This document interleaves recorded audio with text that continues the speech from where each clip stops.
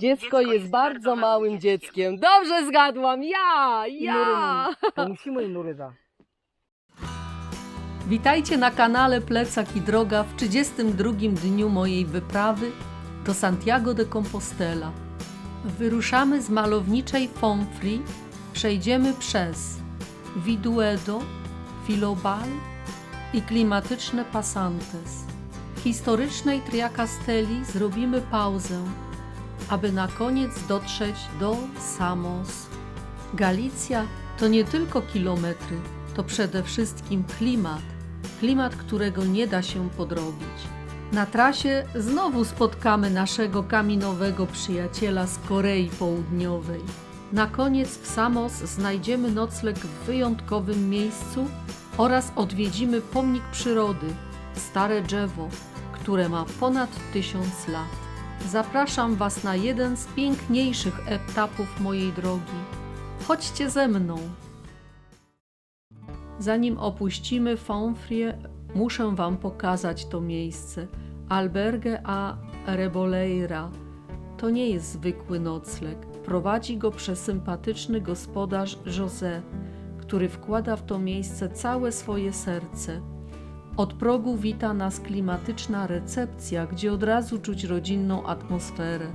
Albergue oferuje 80 miejsc noclegowych. Łóżka są solidne, a przestrzeń jest bardzo czysta i zadbana. Jest tu uroczy salonik do relaksu, gdzie przy kominku można odpocząć po ciężkim dniu, pogadać z innymi lub po prostu w ciszy spisać dziennik. Cena za nocleg to zazwyczaj około 12-15 euro, zależnie od sezonu.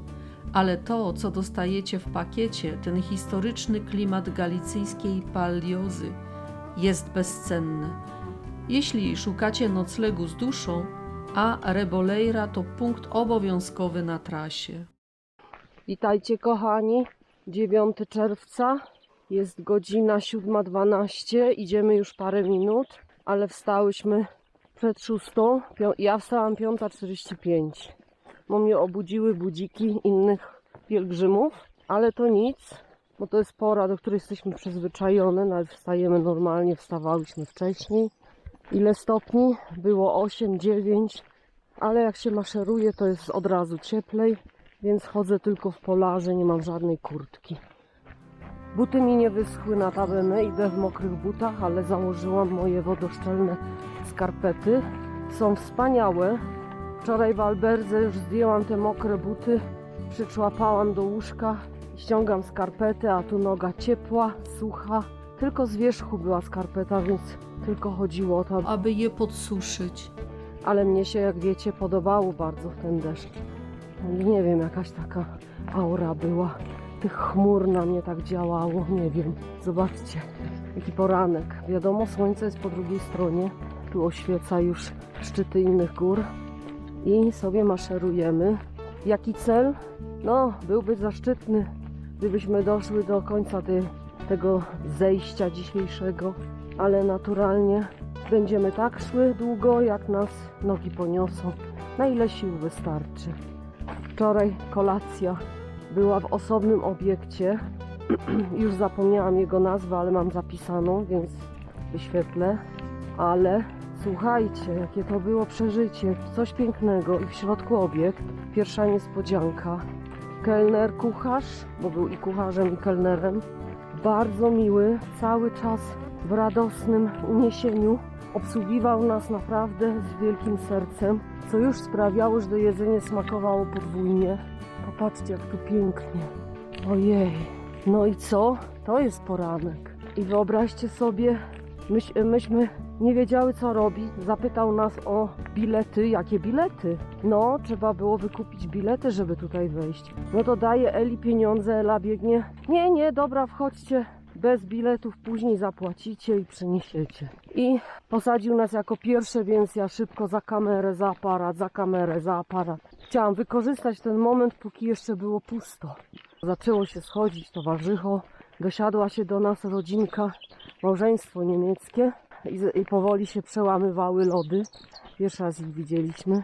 Bardzo mili, więc ja tłumaczyłam naturalnie, ale zaraz wino polaliśmy i rozmowy na oględne tematy na początek. Podał nam gorącą zupę. Zupa galicyjska. Trudno mi jest powiedzieć, ale były tam warzywa, więc ja w pierwszej chwili myślałam, że to jest jarzynowa zupa. No ale takie jakieś duże kawałki zielonego pływały. Nie wiemy co to jest, to nie był por. Liście rzepy. Może, no nie wiemy, coś z tych liści, co mijałyśmy na szlaku. W ogrodach takie wysokie rośliny były z dużymi liśćmi, może to jest to. Potem dostaliśmy na drugie danie ryż na paterze jednej, duża kopa, i na drugiej paterze bardzo dużo mięsa. Podzieliliśmy się sprawiedliwie na 4, bo każda 4 dostawała takie patery. Ale on donosił, nikomu niczego nie brakowało. To było mięso świńskie, wieprzowina, bardzo delikatne, z pieczarkami, groszkiem, w delikatnym sosie, pycha, w ustach się rozpływało. Coś wspaniałego, człowiek dokładał, no wiadomo. Uczta była wspaniała, było bardzo wesoło, nim się zorientowałam, się zrobiło pusto, ponieważ dużo ludzi robiło zdjęcia tej całej atmosfery, no to ja sobie też na to pozwoliłam i też robiłam zdjęcia. Później jak nasz kelner kucharz przyniósł paterę z ciastami, też galicyjskie ciasto, wyglądało w pierwszej chwili jak babka, ale było troszkę bardziej kleiste, pyszne. Nie wiem, jakie tam smaki w środku, o co chodzi, czy to miody, co to było. Ale bardzo dobre ciasto, bardzo ładnie podawał, ja to sfilmowałam. Naprawdę tylko brakowało, wiecie co, przyśpiewek weselnych i już by było kronung wszystkiego, zakończenie. Pięknie, jesteśmy zachwycone. Dobrze się spało. Na naszej sali 30 osób, bo ja wcześniej liczyłam łóżka, więc wiem, że 30. Otworzyli drugą salę, także się zrobiło 52 Osoby. Było wspaniale. Bardzo będziemy ciepło wspominać. Mam nadzieję, że mam dużo zdjęć. Nadal nie przejrzałam w ogóle materiału. Nawet jeszcze nie powysyłałam niczego. To na razie tyle. Korespondentka z drogi Jakubowej. Barbarurka. Patrzcie na to. Czy to jest morze? Co to jest? Czy to chmury? Co to jest? Patrz, Ela, wygląda jak morze. Co nie? Wow, ale pięknie. Są jeszcze nisko w górach tam w przodzie chmury i słońce je oświetla i to wygląda, jakby góry kąpały się w morzu. Będę próbowała to sfotografować, to zjawisko. Muszę się pospieszyć gdzieś w miejsce, tylko że mnie przegapiła szlaku, który się często przecina z szosą dla rowerzystów i dla samochodów naturalnych. A, jest słoneczko. Witaj, słoneczko. Już Cię fotografuję. Tylko jeszcze pokażę tutaj. Tak, ja chcę wszystko naraz. Patrzcie, 146, 204. O, 146, 204.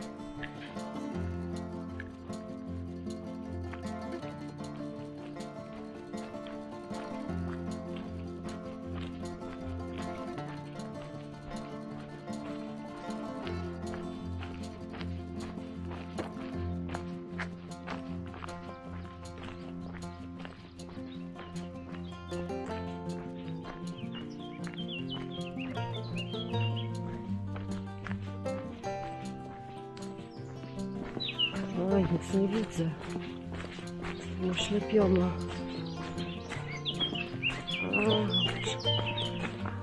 Au. Chmury i z górki.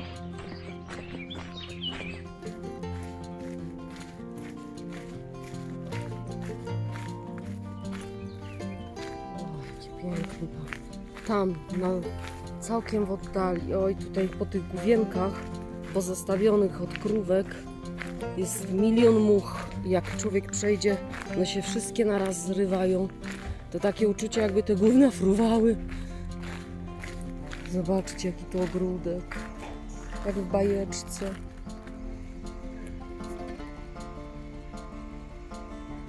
Ale pięknie. Tylko tu pięknie, malowniczo. Przed nami wioska Viduedo.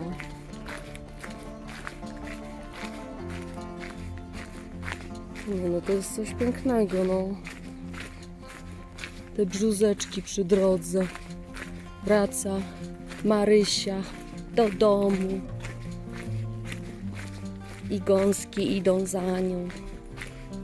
Opowiedzieć wam bajeczkę o sierotce Marysi.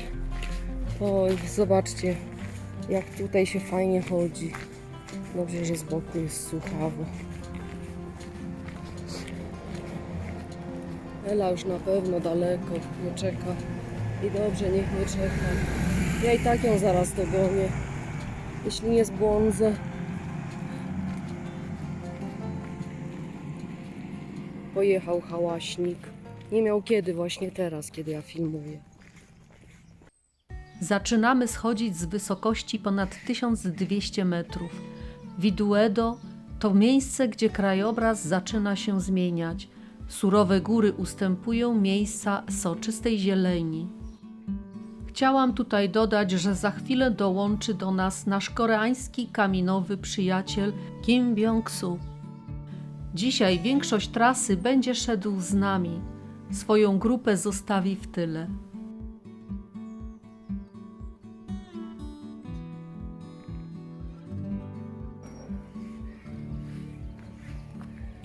Ale pięknie. Sami przyznajcie, jestem przy takim murku kamiennym. O, to ci panorama. A tu będę szła dalej. A tu mój cień. Hi!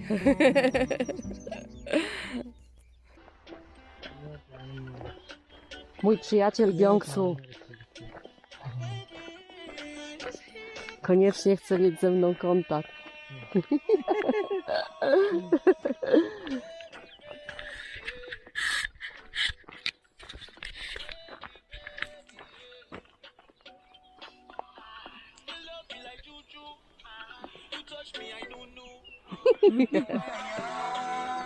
O!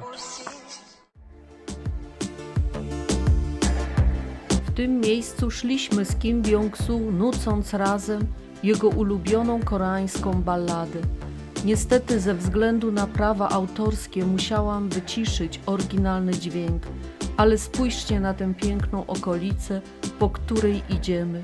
Muzyka była tylko dopełnieniem tej wolności, którą tu czuliśmy.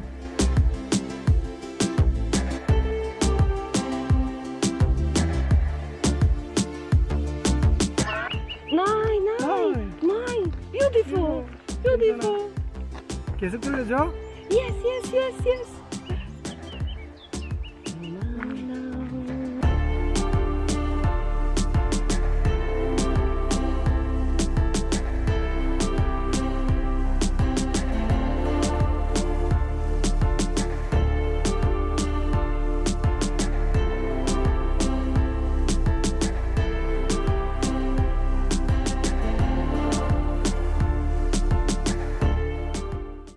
O, tal!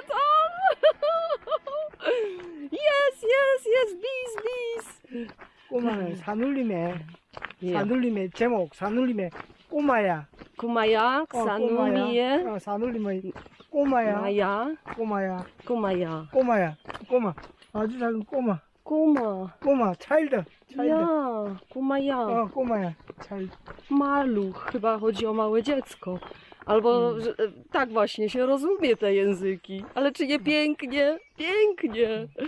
Słońce świeci, chodzimy sobie po górach.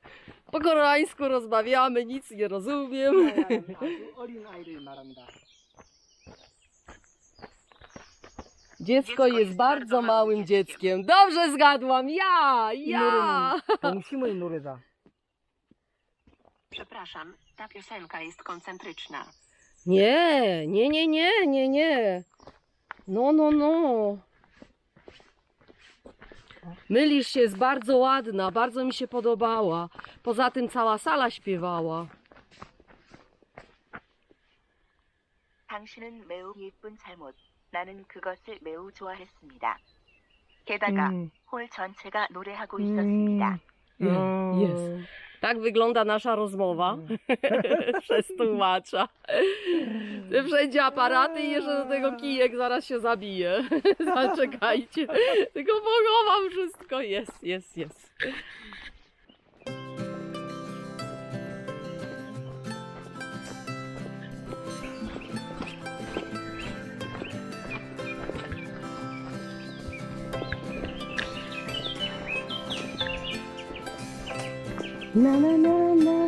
Tyram. Enigma.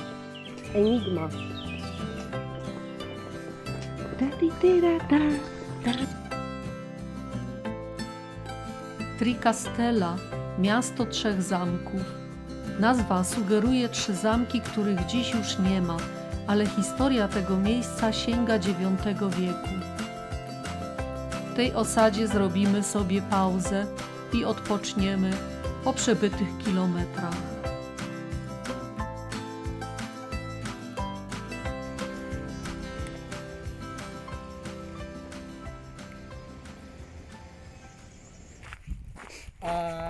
아리랑 아리랑 아라리요 아리랑 고개를 넘어간다 나를 버리고 가시는 님은 신이도 못 가서 발병 난다. Brawo! O, bardzo ładnie. Piękna piosenka. W tej chwili idziemy w trójkę. Ja idę z Jongsu, a za nami idzie Elizabeth, ale ona kuleje, coś jej się stało w kostkę. No i się spotkamy w miejscowości Samos, bo tam będziemy szukali noclegi. Nie możemy iść dalej, ona jest zraniona. Idzie powolutku za nami. Skorzystam z okazji i wyrażę mój zachwyt dla naszego kaminowego przyjaciela. Zaśpiewał nam Arirang. To najważniejsza pieśń Korei. Opowiada o pokonaniu trudnej przełęczy i o tym, że droga bywa bolesna, ale trzeba iść naprzód. To pieśń o tęsknocie, ale i o sile. Słuchając go zrozumiałam, że choć pochodzimy z różnych światów, na tym szlaku łączy nas ten sam trud i ta sama nadzieja. Wow!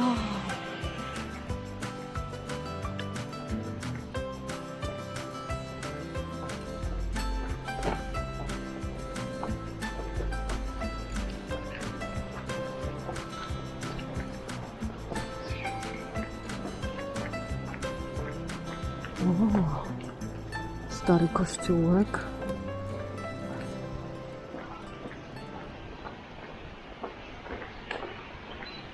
Też takie mchy na kamieniach.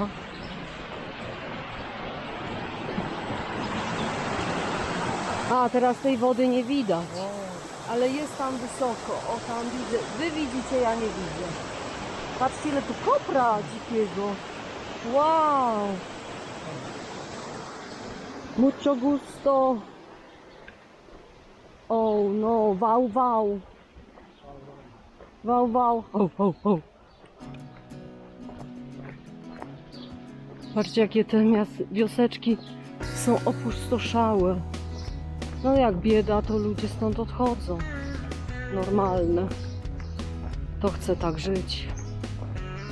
I uciekają do miast. Gdzieś tam. Patrzcie na ten dom.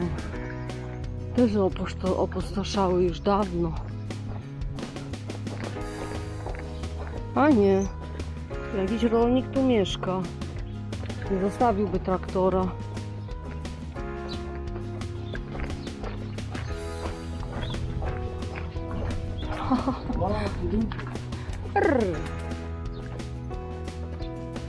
Mieszkają tu ludzie. Widać życie. Wisi pranie, stoją auta. Leżą pieski. Wszędzie pieski.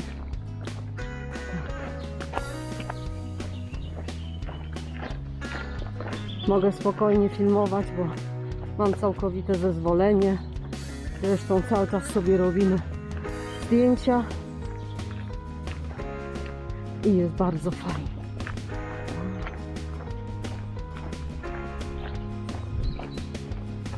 I tu polanki.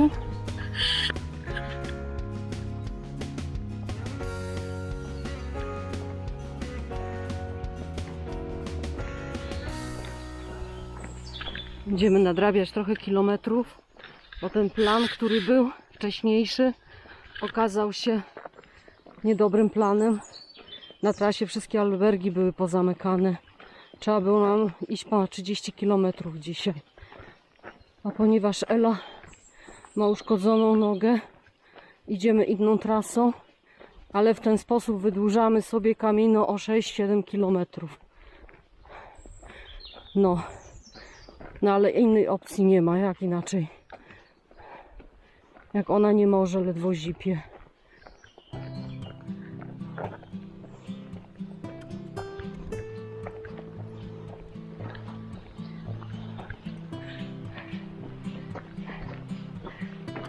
Zobaczcie, mamy pierwszy galicyjski spichlerz. One tak były budowane do góry na takich fykace, na takich filarkach, żeby gryzonie nie dobierały się do zapasów. Ponoć ma ich teraz być dużo na szlaku. A tu jest nasz kierunek. I znowu kamory. Ach, te biedne nogi piechura. Oni chyba specjalnie nam tak drogę zrobili, żeby ten pątnik naprawdę poczuł skruchę. Ja już dawno ją poczułam, ale nie narzekam. Jest ok. Ach, nie jest taka wcale zła. Tylko na początku były kamory. Teraz jest normalna dróżka. Biąsu wypalił do przodu. Nosi chustkę. Zapytałam go, dlaczego chustkę zakładasz na czapkę? A on mówi, żeby ochronić twarz od słońca i kark. Mówi, że u nich jest zawsze słońce, bardzo rzadko pada. Jeśli pada, to zaraz w ten sam dzień wychodzi słońce, więc mają właściwie zawsze. I oni się nigdy nie opalają, to prawda. Ja tu widzę ich wszystkich poubieranych. Chodzą w specjalnych getrach. Mają specjalne getry na ramionach. Bo nie wiem, jak to nazwać. Rękawy, ale takie osobne rękawy na ramiona. Mają czapki takie z dużymi rondami. Te kobiety, co tu są. Wszyscy w okularach i to tak zapakowane na twarz, że...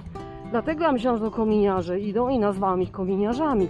Bo młoda grupka była całkowicie na czarno ubrana. I miała tylko takie malutkie akcenciki białe. Patrzcie, jak tu wysoko, jakie tu jeziorko. No. Takie drzewo teraz fotografuję. Spodobało mu się. Harry Potter. Śmiejemy się, że tutaj te drzewa są jak z filmu Harry Potter. Podoba mi się Galicja. Jest bardzo ładna. No po wczorajszej kolacji to była pierwsza galicyjska kolacja. Jestem po prostu zafascynowana. Mam nadzieję, że kolejne będą takie wspaniałe, biesiadne w tym stylu. To mi odpowiada naturalnie. Tu jest jakaś rzeczka i ona ma tam gdzieś spływy, tak, w różnych kierunkach. O, tak idzie rzeczka. I tutaj sobie jakaś rodzinka urządziła piknik. Biąksu już jest z przodu. Fajnie, że można wreszcie kogoś filmować, że się zgodził. Swobodę mam. Jego nie straszy kamera absolutnie. Nawet jak zawołam, to jeszcze specjalnie pozuje. Jest bardzo fajny. Nie wiem, ile ma lat. Powiedział, że mi się nie przyzna, ale wiem, że jest młodszy ode mnie. A znając ich kulturę, wiem, troszkę znam ich kulturę. Wiem, że hierarchia wieku u nich jest niesamowicie ważna. To jest kaminowy przyjaciel, brat kolejny, rodzina wielka kaminowa. Naprawdę są tacy wspaniali ludzie. Będzie żal wracać do domu, będzie żal, będzie płacz. Tam na tym placu przed katedrą. Oj, oj, oj. To znaczy, ja wiem, że to nie będzie ostatni dzień, bo będziemy relatywnie w Santiago wcześniej. ale już sama później świadomość już tego odjazdu. Troszkę to się rozbiegnie, bo wyobraźcie sobie, że po ten dyplom trzeba najpierw stać w kolejce za tak zwanym numerkiem. Jest opcja, że można mi z RQ kodem to zrobić. Próbowałam. Na razie mi to nie wychodzi, ale mam jeszcze parę dni czasu. Stoi się w kolejce po ten numerek i to nie jest powiedziane, że ten numerek będzie dzisiaj, no jakby to powiedzieć, aktywny. Może się zdarzyć, że ten numerek będzie dopiero jutro aktywny. Dlatego warto jest mieć jednak trochę czasu w zapasie. Bo to nie jest tak, że ja sobie przychodzę i każę sobie wystawić, jakżeż to się nazywa, ten dyplom. Na razie mi wyleciała nazwa z głowy. Jak sobie przypomnę, to sobie przypomnę. A ja bym chciała mieć ten dyplom. Ela mówi, że ona nie szła na Camino dla dyplomu.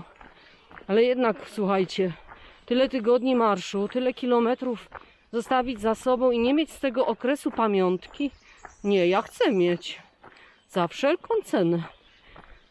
Spróbuję załatwić sobie tak, żebym przez ten RQ kod dostała numerek, nie stojąc 4 godziny w kolejce. O, znowu to samo. Buen camino. Jeszcze słodko pozdrawiają. Nie dość, że zawału można dostać, to jeszcze słodko pozdrawiają. No ale no musimy to zaakceptować. Ale był dzień, w którym dostałam takiego załamania. To był ten dzień chyba 2. albo 3, kiedy mi noże cięły stopy. W cudzysłowiu. Nadepnęłam krzywo na kamień, na nierównym szlaku, a tu mi nagle przy uchu dzwonek od rowera.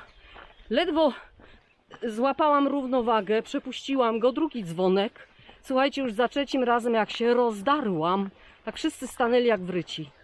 Ja miałam dość normalnie tych dzwonków i tego popychania nas. Bo wąskie przejścia, a oni się pchają rowerami, dzwonią ci przy uchu. Niechby chociaż z daleka dawał sygnał, że ktoś jedzie. A tu nagle ni z gruszki, ni z pietruszki. I to się tak zbiegło. Nie dość, że noga zabolała niesamowicie, to jeszcze takie coś. Ale się wydarłam. I modliłam się głośno: Panie, niech im dętki popękają. A Ela: Basia, jak ty tak możesz? Nie wolno. A ja tak, niech im wszystkie dętki popękają. Wściekła na całą trasę. Potem przepraszałam. Wycofywałam te swoje złości. No, taki już ze mnie zimny drań. Tuż przed samym Samos mijamy San Martino. To mała osada z uroczym kościółkiem, która zapowiada bliskość klasztoru. To stąd po raz pierwszy widać w oddali potężne mury opactwa. Patrzcie, jak wysoko. Jakie tajemnicze miejsce. Harry Potter. Kraina Harry'ego Pottera.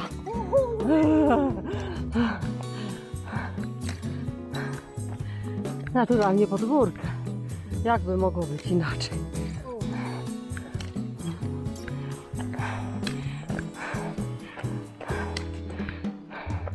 Na niego jakby nie działają górki. O, tunel. O.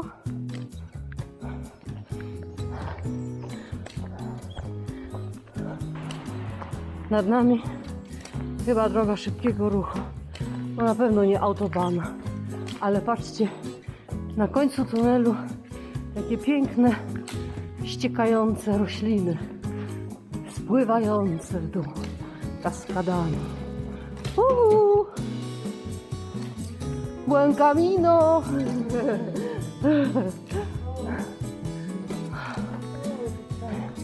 Naj. Już nie chcę górek. Mam dość górek. Już się... Zobaczcie, jak ja wyglądam. O, tak wyglądam. Wasza reporterka z drogi Jakubowej. A tak jej wygląda i towarzysz. On nie wygląda na zmęczonego. Podołałby jeszcze więcej. Pisze coś dla mnie na translatorze, zaraz będziemy rozmawiać. Przed nami jeden z najbardziej spektakularnych widoków na tym etapie drogi. W dolinie rzeki Oribio wyrasta potężne opactwo benedyktów w Samos. Jeden z najstarszych i największych klasztorów w całej Hiszpanii, którego historia sięga VI wieku.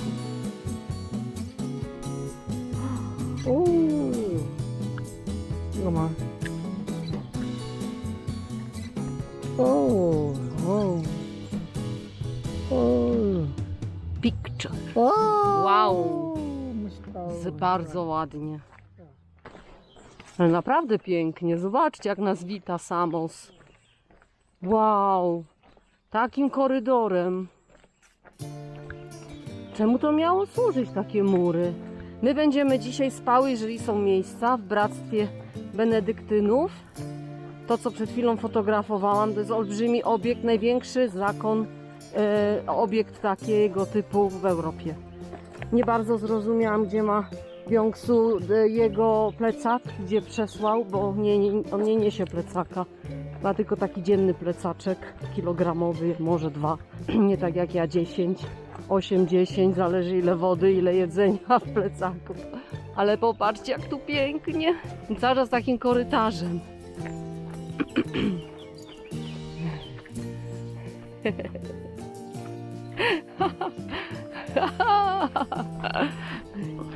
Nauczył mnie, że mama to omoni, tata aboci, że ja źle mówię kamsamida, że to jest jakoś inaczej troszkę, ale znowu zapomniałam. Kamsamida, czyli dziękuję. Muszę poćwiczyć bardziej. Kilka słówek mnie dzisiaj uczył po koreańsku, bo go poprosiłam. Bardzo mi się ten język podoba i chciałabym go umieć, ale ja wiem, jak się do niego dobrać, jak ugryźć ten kawałek ciasta. Patrzcie, jak tu pięknie, a tu jak pięknie. Takie mury, murzyska. No te przejście muszę sfilmować, koniecznie. Mam nadzieję, że mi aku wystarczy.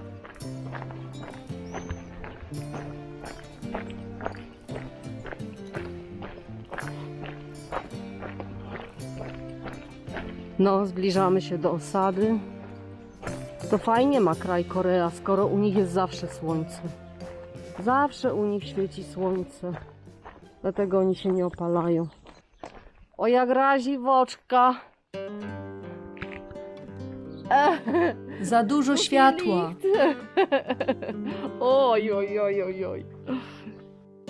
Dotarliśmy do Samos. Przed nami wyrastają mury potężnego opactwa benedyktynów, jednego z najstarszych i największych w całej Hiszpanii.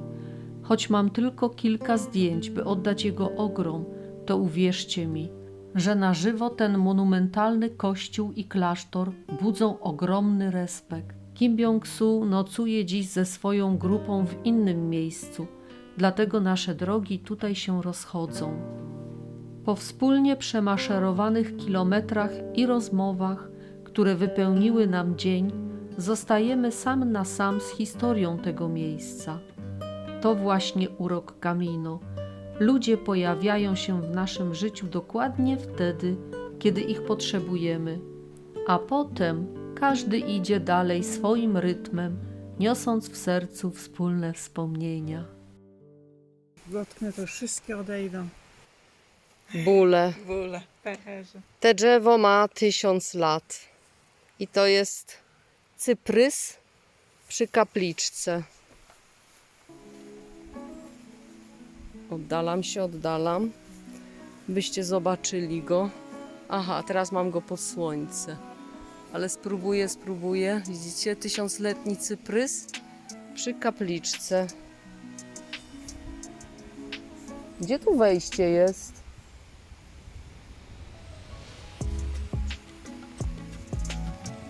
Wyjdę i zrobię zdjęcie. Nie zdjęcie, tylko pokażę wam go tak, na ile da się. 1000 lat ma, właśnie go głaskałam. Przeszło się dookoła i nie ma wejścia. Dziwna bardzo kapliczka. Taka, w której się... A, tu jest wejście. O, macie drzewo. Idę cię jeszcze raz pogłaskać. 1000 lat drzewo ma. To nasz Bartek chyba się chowa. Nasze stare polskie drzewo, dąb. Bartek. Podobno ten cyprys pamięta czasy pierwszych pielgrzymów, ale krąży o nim jeszcze jedna legenda. Mówią, że kto dotknie jego pnia, temu znikną odciski i bóle na stopach. Sprawdzam, czy to prawda, bo po 32 dniach drogi moje stopy zdecydowanie potrzebują cudu. Pęcherze zeszły.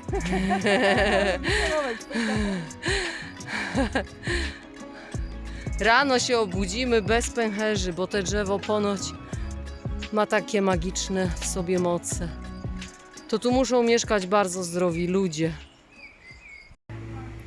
Jemy kolację, dzisiaj wyjątkowo w restauracji, hotelu, ale wyobraźcie sobie, że to jest za 14 euro. Ja mam zupę z makaronem, Ela ma zupę galicyjską. Zamówiłam czerwone wino, a Ela zamówiła wodę. Patrzcie, jaki chleb. Ktoś by nie uwierzył. 14 euro kolacja, to jest dopiero pierwsze danie.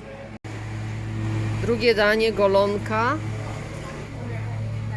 z grzybkami i do tego naturalnie pyszny chlebek cały czas i wino tinto. No teraz to już naprawdę rzeczywiście zaszalałyśmy, ale to jest tylko 14 euro. Drugi talerz, druga porcja. Mniam, mniam. I to wszystko, co dla Was przygotowałam na dziś. Przeszłyśmy 22 km w otoczeniu niesamowitej natury i spokoju Galicji. Nocleg znalazłyśmy w miejscu absolutnie wyjątkowym. W murach Mosteiro de Sant Juan e Santa Basilisa de Samos. Opłata donativo. Dałyśmy po 5 euro od osoby. Dzień zakończyłyśmy pyszną, zasłużoną kolacją w restaurante A Veiga. Na pierwsze danie zupa z makaronem, na drugie golonka z pieczarkami i chlebem. Do picia zamówiłam wino tinto. To był dzień pełen wrażeń, od wędrówki przez kamienne wioski, aż po spotkanie z 1000-letnim cyprysem. Mam nadzieję, że ten odcinek Wam się spodobał. Jeśli tak, zostawcie łapkę w górę, subskrybujcie kanał Plecak i Droga i kliknijcie dzwoneczek, aby nie przegapić kolejnych przygód. Zapraszam na następny odcinek, a teraz żegnam się z Wami I papajki ze szlaku Jakubowego. Buon camino!